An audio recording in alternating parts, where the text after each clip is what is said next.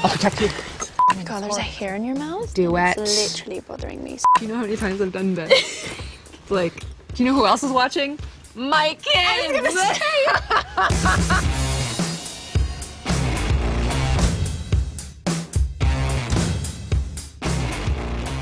Well, he may have pulled out his own tooth to save you. But Wynonna, she's leading him to his death. Well, I think they just don't have another choice, really. That's the thing with them. It's like it's always crappy options. So you're just sort of like, I don't know, between this sandwich and this sandwich, I guess I'll take the smaller sandwich, but it's still a sandwich. We allowed to say Get away from her! Oh my Wynonna Earp. Cleo has done so much to try to harm Wynonna, and Clantons in general have just been like an enemy to the group for generations, and not just to the Earps, but like to Nicole. They kind of just like took her place. And so to have Cleo as that like last resort, it's like Cleo's the only one who really knows what happened to Billy, and she's kind of struggling with that too. So it's just like a whole melange of poop. Yes.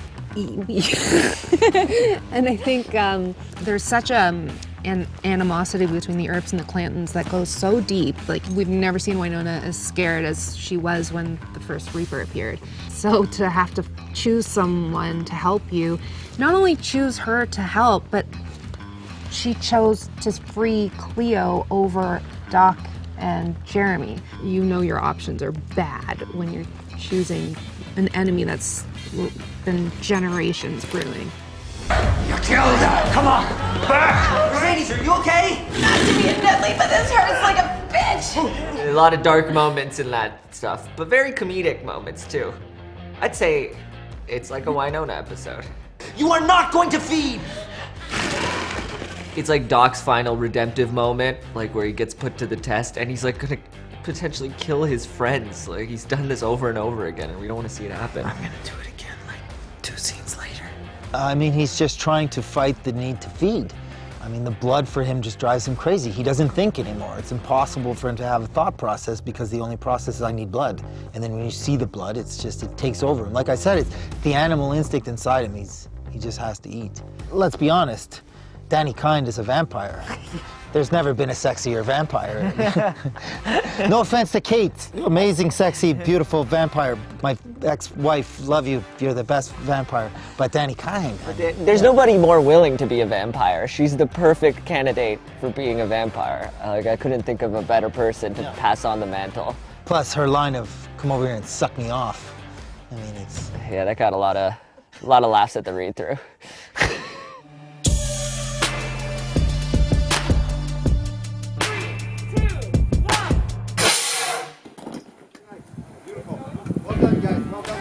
Damn, when I read that line where you're like, I got you. oh my god! The first time I read that, bawling. Really? Just absolutely bawling. I was like, so sweet! Especially because an episode before, like in 410, you like put me in line and you're like, no, you're not my family. You don't want to be. Like, you don't want to be a part of it. Okay, listen. What she meant was... No, I understand. Okay. Like, Wynonna hasn't like babied Rachel in any way. And hearing that, like, I got you, just like, damn. That's all I gotta say. No, it is beautiful, yeah.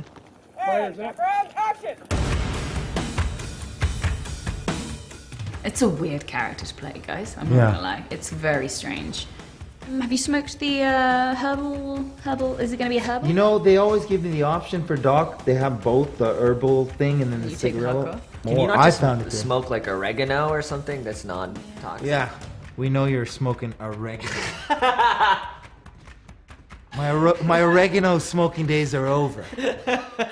I'm the woman who will not watch you become this thing. As you wish.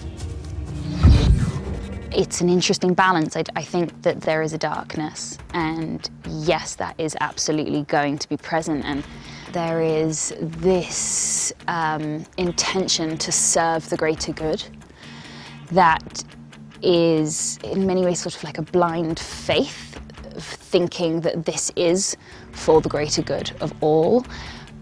she feels that this is the only way. This is her calling. Like, she's surrendered to the forces that be that are telling her that this is where she needs to be and this is how she needs to serve.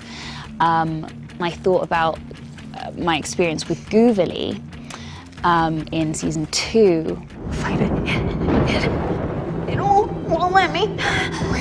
I almost see it in the same way that you see flickers of her coming through and fighting the other force that has come in to play. So like you see these flickers of her really coming through and fighting it. And I think that shows up here as well. I'm not 100% sure if she's evil, or I don't think she is. She is not evil in her intentions at all. She's doing it for the greater good and stuff, but perhaps the things that are being fed, the rules and regulations of the way that she should go about saving the world are perhaps maybe even unconsciously dark, and not actually serving the greater good. So yeah, I've been thinking about a lot. It's a very complex scene. Let me extend my watch over all of the Ghost River Triangle in every realm. I think it's beautiful that she becomes a guardian of sorts, the Angel's Shield. Who knows what will happen with it in the future? I don't know if she'll have any supernatural elements to her or what that's gonna look like. But I think if it is, because Nicole has always been very human through the whole journey of the show, and I've always really liked that about her. I do think that it's very clear that that is her destiny in whatever realm it is, whether it's as a normal person here on Earth or if it's more in the supernatural realm. She is always going to be a guardian and a protector, and that's just the core of who she is. You sacrificed yourself for me. Don't oversell it, baby. I only committed to a permanent staycation with my girl. Are you gonna marry me or what? Everything comes together, and I think we did something really special. There will be a lot of very happy humans out there, so definitely recommend tuning in and watching. Let's have ourselves a wedding.